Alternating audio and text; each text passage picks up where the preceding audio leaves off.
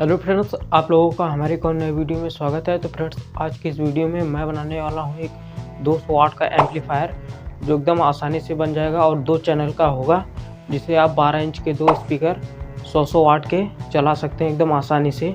तो चलो बिना देरी के वीडियो को स्टार्ट करते हैं। वीडियो को स्टार्ट करने से पहले आप लोगों से एक रिक्वेस्ट है, अगर आप लोग हमारे चैनल पर नए हैं तो हमारे चैनल को ज़रूर से सब्सक्राइब करें। तो चलो वीडियो को स्टार्ट करते हैं।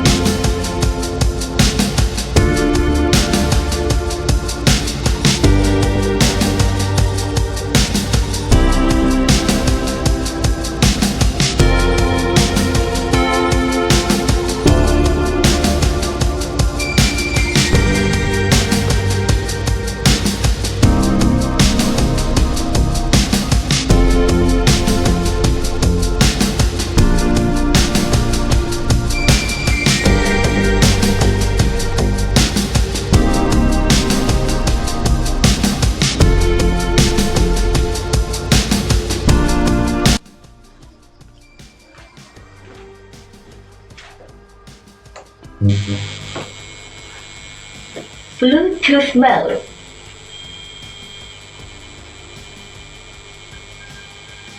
Paired.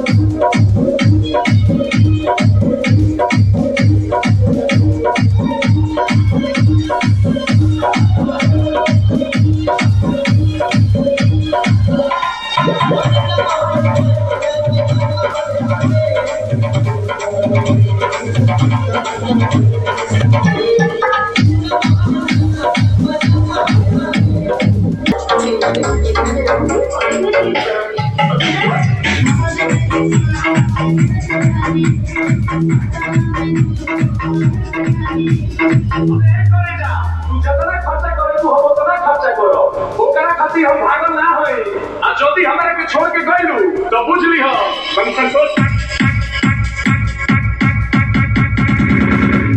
बुझ लिह हम संतोष पागल नहीं बुझ लिह